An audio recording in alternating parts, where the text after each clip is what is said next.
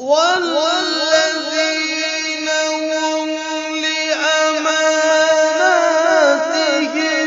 وعهدهم راعون والذين هم على صلواتهم يحافظون. ما شاء الله، أحسنت وزينت وبالحق نطقت، ما شاء الله. سامعین، اب میں ایک ایسی شخصیت کو مدعو کرنے جا رہا ہوں جس کی زندگی میں ہم طلباء کے لیے بہت بڑا سبق ہے، جو جہد مسلسل اور فولادی عزائم کا سراپا مجسم ہے، جس نے ابتدائی ناکامیوں کو خاطر میں نہ لا کر سوئے منزل اپنا سفر جاری رکھا، اور آج اس کی گردراہ میں کئی منزلیں پنہا ہیں۔ چنانچہ خود موصوف نے ایک مرتبہ ذکر کیا کہ ابتدا میں جب انہوں نے مشق شروع کی تو نہ آواز ساتھ دیتی تھی، نہ سانس، اور نہ ہی لہجوں میں کوئی پختگی تھی۔ ابتدا میں کئی سال مسابقے میں نام تک نہیں آیا، لیکن فلک پر جب چمکتا ہے ہمارے عزم کا سورج، فلک پر جب چمکتا ہے ہمارے عزم کا سورج، اندھیرے خود بخود تاریکیوں میں ڈوب جاتے ہیں۔ حضرت موصوف نے ایسی انتھک اور لگاتار کوششیں کی کہ چٹانیں ریزہ ریزہ ہو گئیں، اور ان کی ان جاں فشانیوں کو دیکھ کر حضرت موصوف کے استاد بھی یہ کہنے پر مجبور ہو گئے کہ وہ تو مشق قرآن کا دیوانہ ہے۔ چنانچہ موصوف نے ترتیل قرآت کے ساتھ کئی قرآن مکمل کیے ہیں، اور آج عالم یہ ہے کہ ایک دنیا اس دیوانے کی دیوانی بنی بیٹھی ہے، اس کی ایک جھلک دیکھنے کے لیے چشم براہ اور چند آیات کی تلاوت سننے کے لیے ہماتن گوش بنی ہوئی ہے۔ میری مراد اس سے حضرت قاری و مقری ابو بکر صاحب سملہ کی دامت برکاتہم ہیں۔ معزز سامعین، آپ کے چہروں پر بھی بے چینی اور انتظار کی کیفیت جھلک رہی ہے، لہٰذا میں انتظار کی گھڑیوں کو ختم کرتے ہوئے بہت ہی ادب و احترام کے ساتھ قاری ابو بکر صاحب سملہ کی دامت برکات سے گزارش کرتا ہوں کہ فضائے شوق بہت خوشگوار ہے ساقی، فضائے شوق بہت خوشگوار ہے ساقی، نزول رحمت پروردگار ہے ساقی، بیٹھے ہیں بادہ خوار ہاتھوں لے کر، بیٹھے ہیں بادہ خوار ہاتھوں میں سبو لے کر، چلے بھی آؤ کہ آپ کا انتظار ہے ساقی۔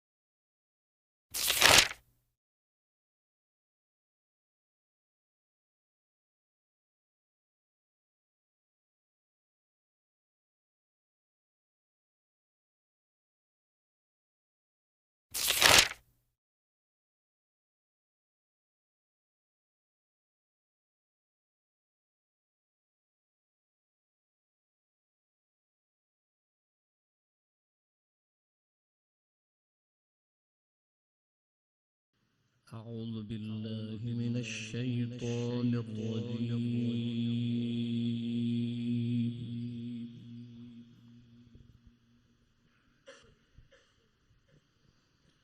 بسم الله الرحمن الرحيم.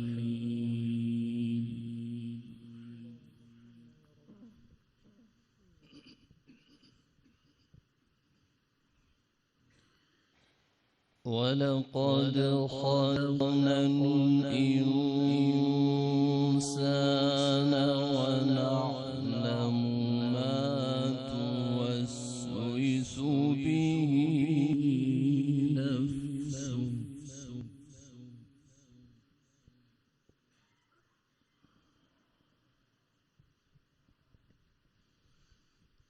ونحن أقرب إليه من حبل الوريد.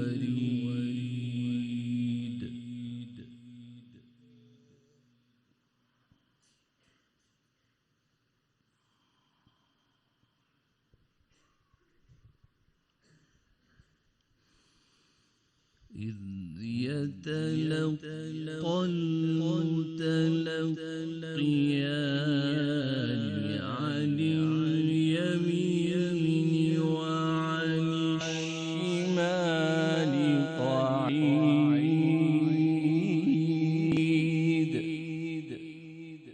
الله.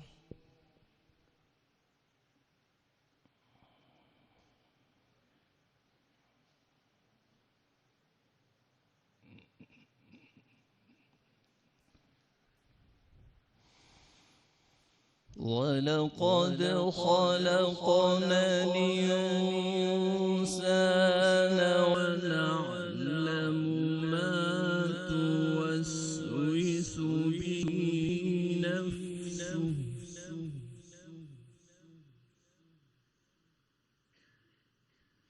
ونحن أقرب إليه من حبل الوريد.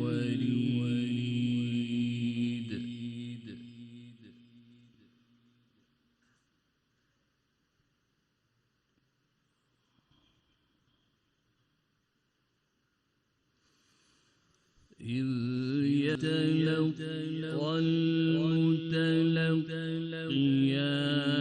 عن اليمين وعن الشمال قعيد.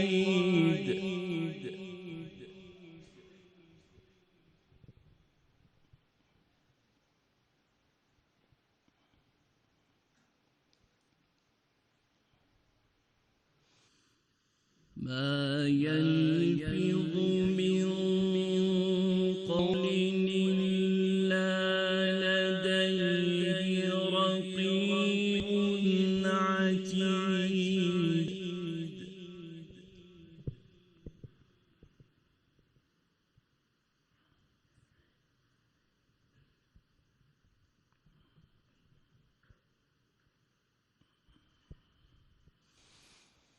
إذ يتلقى المتلقيان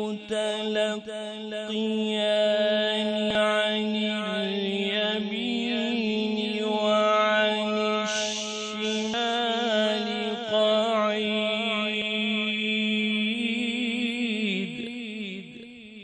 ما شاء الله. الله.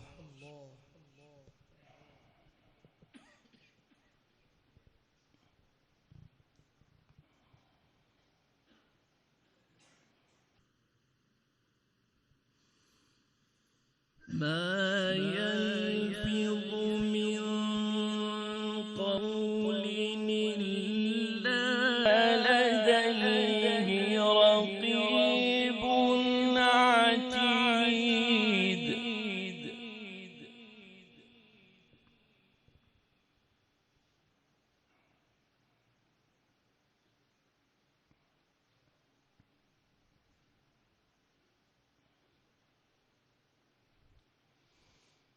وجاءت سكرة الموت بالحق.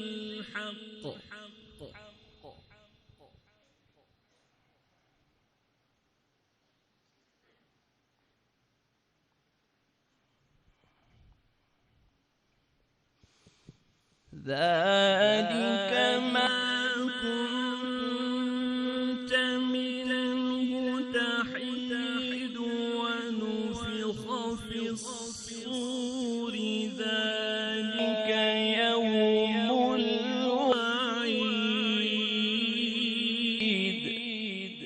ما شاء الله. الله.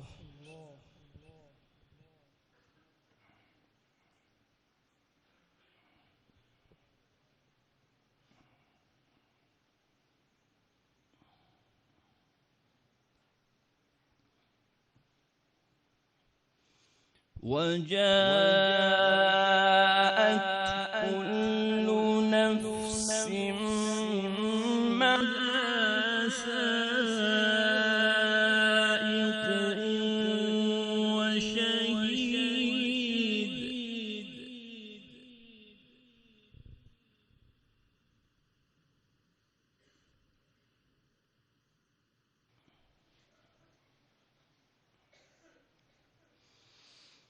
لقد كنت في غفلة من هذا فكشفنا عنك غطاءك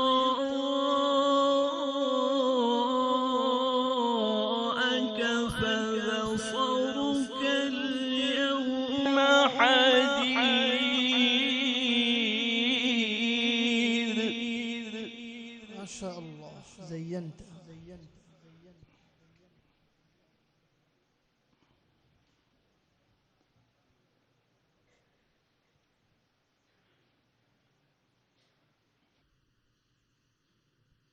وقال قرينه هذا ما لدي عتيد. الله.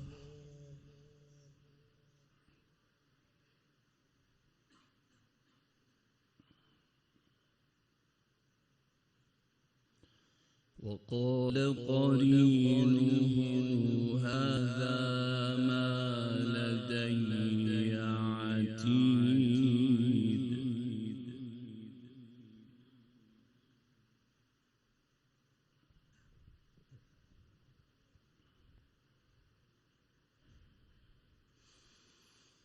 ألقيا في جهنم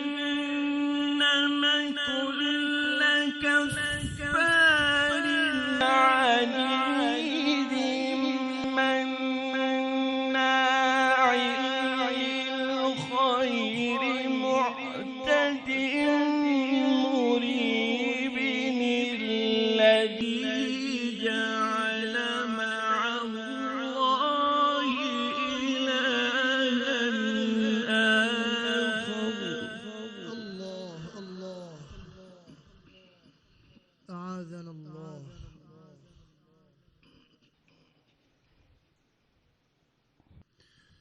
الذي جعل مع الله إلها آخر فألقياه في العذاب الشديد.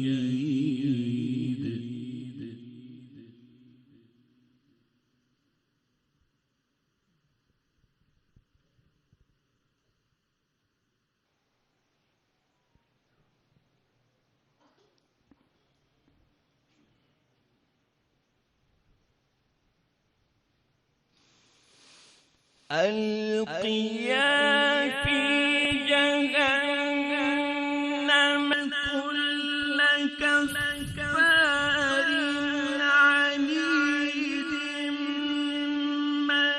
مناع للخير معتد مريب الذي جعل مع الله إلها آخر. الله الله، حياك الله.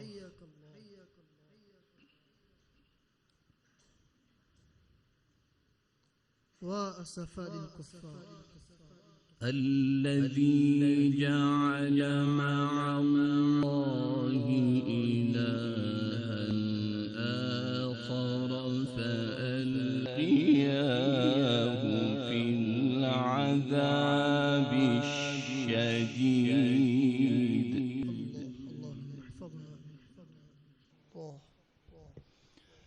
قال قرينه ربنا ما أطغيته ولكن كان في ضلال بعيد.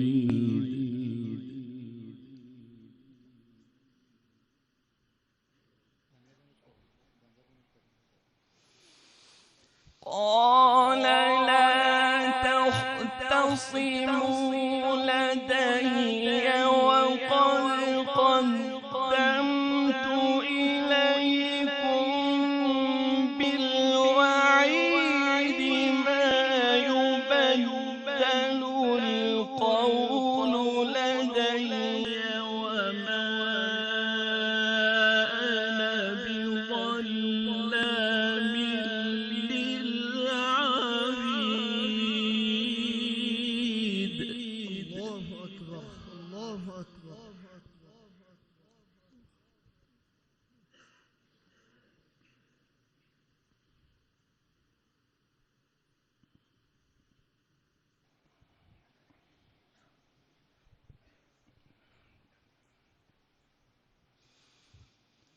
يوم نقول لجهنم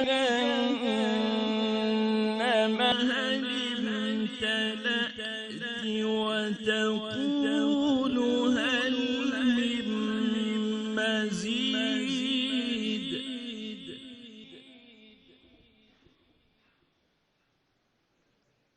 اللهم احفظنا منه.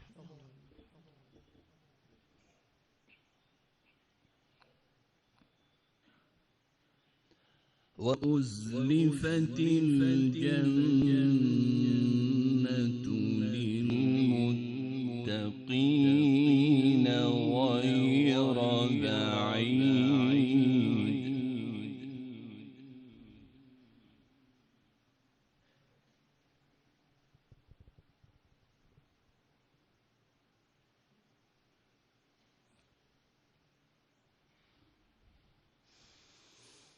هذا ما توعدون لكل أواب حفيظ من خشي الرحمن بالغيب وجاء بقلب منيب.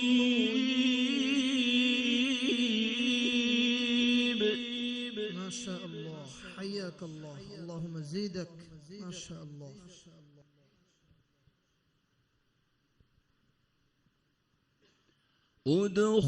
ادخلوها بسلام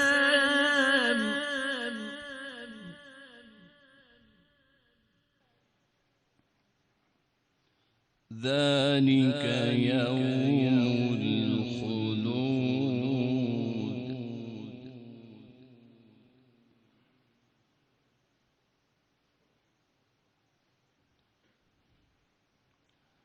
وأزلفت الجنة للمتقين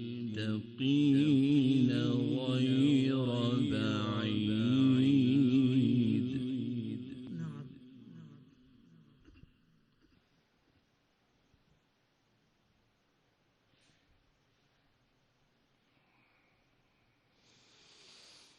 هذا ما توعدون لكل أواب حفيظ من خشي الرحمن بالغيب وجاء بقلب منيب. ادخلوها بسلام. ما شاء الله، أحسنت، زينت. ما شاء الله يا سلام. ما شاء الله. اللهم اجعلنا منهم يا رب. ذلك يوم الخلود.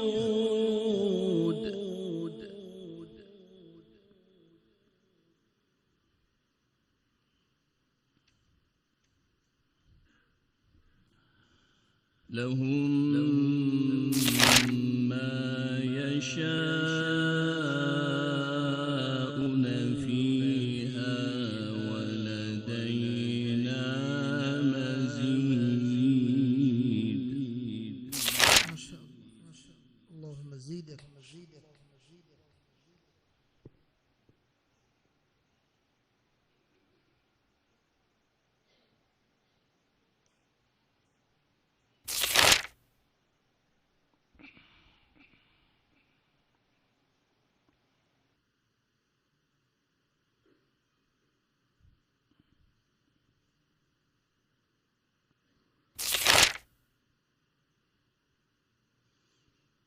فيومئذ لا يعذب عذابه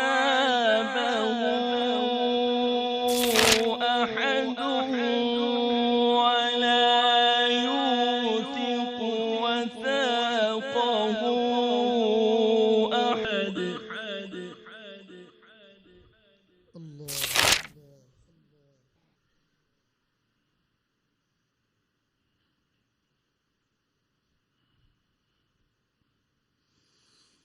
يا أيتها النفس المطمئنة ارجعي إلى ربك راضية مرضية. ما شاء الله، أحسنت ما شاء الله. فادخلي في عبادي وادخلي جنتي.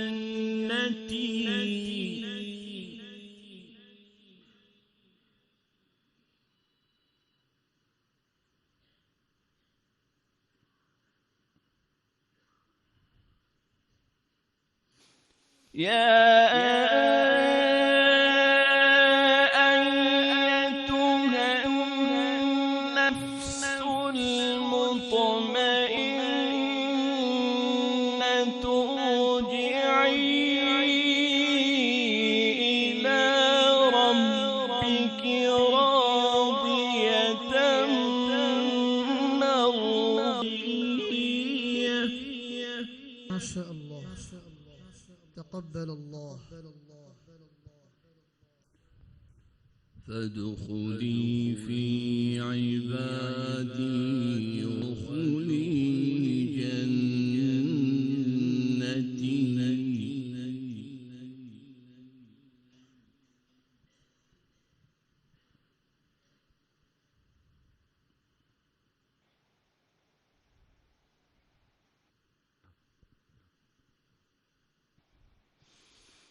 يا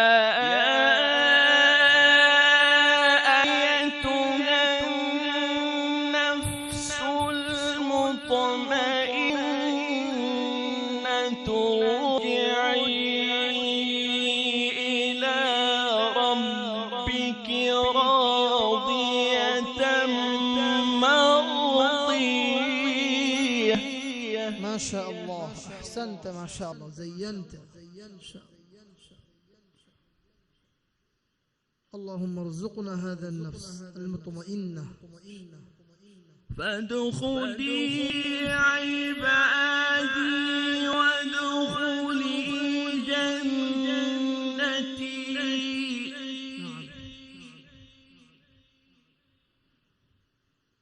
فادخلي في عبادي وادخلي جنتي.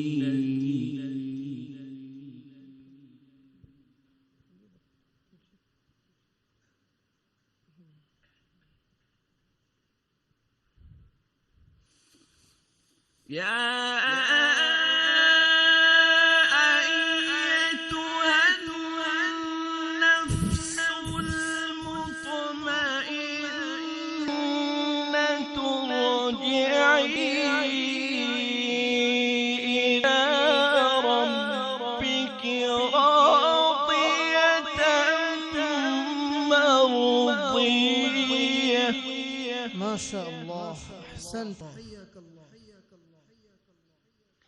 فادخلي في عبادي وادخلي جنتي.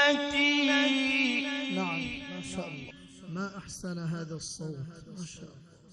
يا أيتها النفس المطمئنة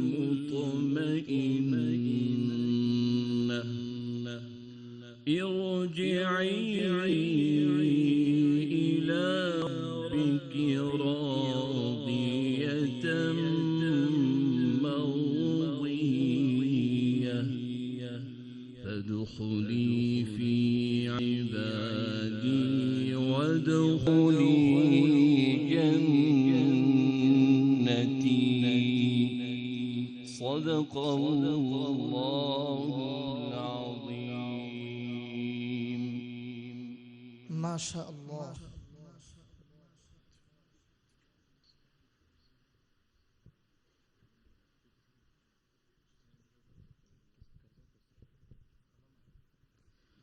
माशाअल्लाह कारी साहब बड़े वक़ार और संजीदगी के साथ اپنے پرکشش اور دلسوز آواز میں ملک مصر کے مشہور و معروف قاری شیخ عبدالباسط رحمہ اللہ کے خوبصورت لب و لہجے اور جاذب انداز میں قرات کر رہے تھے۔ اللہ تعالیٰ نظر بد سے قاری صاحب کی حفاظت فرمائے، قاری صاحب کی تلاوت قبول فرمائے اور مزید ترقیات سے نوازے۔ حافظ نعمان صاحب سانگلی کی جانب سے قاری صاحب کو 500 روپے دیے گئے ہیں۔ اسی طرح ایک قیمتی کم بھی قاری صاحب کے لیے موصول ہوا ہے، انشاءاللہ قاری صاحب کو پہنچا دیا جائے گا۔